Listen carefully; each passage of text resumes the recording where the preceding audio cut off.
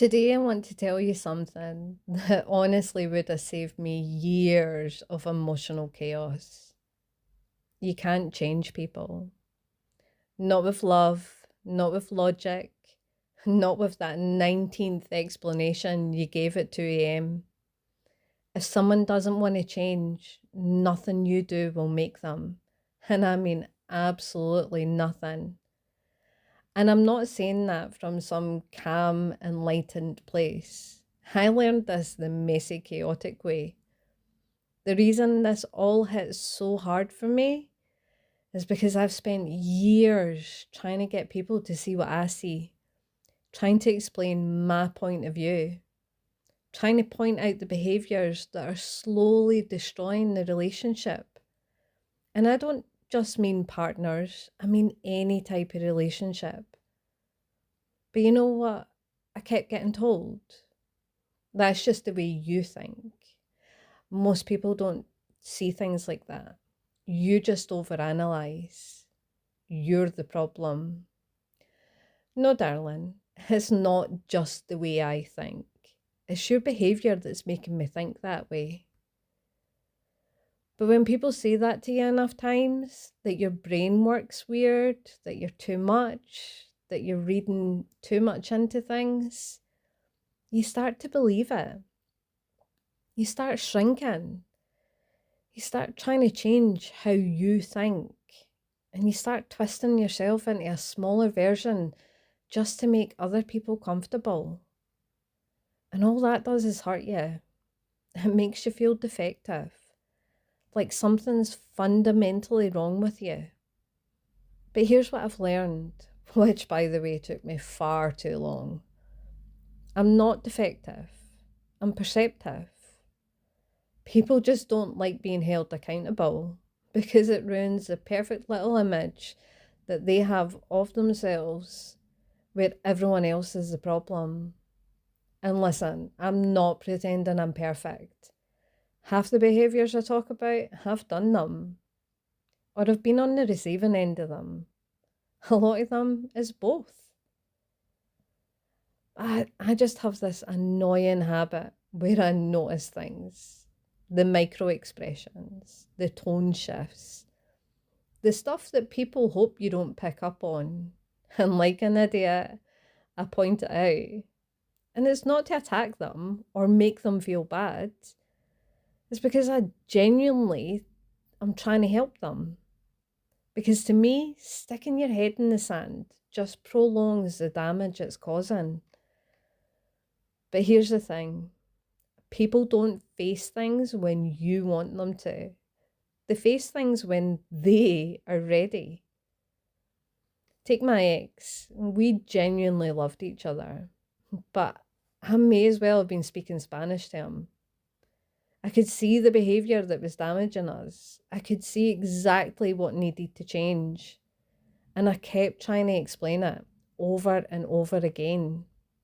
And listen, I wasn't always calm about it. Sometimes I was patient and understanding, but sometimes I absolutely lost my shit. I screamed, I accused, I got frustrated. But even at my worst, I always stuck to the truth. I'm not the type of person who says something cruel in an argument, then hides behind that classic line, I only said that because I was angry. No, no, you didn't. You said it because you meant it. Anger just turned off the little voice in your head that normally stops you from saying the quiet part out loud. And honestly, that excuse really pisses me off because it's such a cop out. It's basically emotional typics. Like if you say it fast enough, it erases the damage. People act like anger is some kind of possession. Like, that wasn't me, that was my rage demon speaking. No, darling, that was you, unfiltered and unedited. And the worst part, they use it like it's a get out of jail free card. As if the moment they say it, you're supposed to go, oh, right, okay, cool. No problem. I know. Absolutely not. If anything, anger is when the truth slips out. when the masks fall off, is when the part they usually keep tucked away finally gets airtime. So, yeah, that excuse drives me up the wall because it's not accountability, it's not reflection, it's not growth. It's just emotional laziness dressed up as an apology. The thing is even when I was calm, even when I tried every communication style known to mankind, he still didn't get it. Not because he was stupid, not because he didn't care, but because he wasn't ready to see it. And here's the crazy part. Now we're not together, we actually get on better, we communicate better. He's actually working on the things he needed to work on. But he had to get there on his own, not because I dragged him there. Because you can inspire someone, you can encourage them, and you can support them. But you cannot drag someone into self awareness when they're not ready to go there. And when you try, it just backfires. They feel judged and controlled. They feel like you're basically saying you're not good enough. So instead of reflecting, they defend. They dig their heels in. And suddenly you're having an argument about your tone instead of the actual issue. Like, how did we get from this behaviour hurts me to I don't like your tone? Oh, I'm sorry, darling. Did my tone overshadow your behaviour?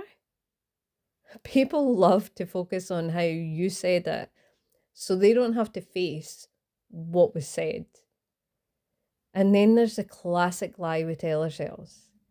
If I just explain it better.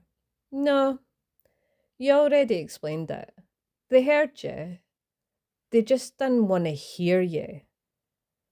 Some people don't lack understanding, they lack accountability.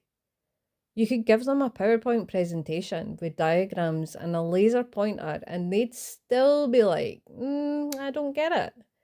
They get it. They just don't want to change. And here's the heartbreaking part. You see their potential. You see what the relationship could be. You see the version of them that they could become. And potential is great, but it doesn't change anything.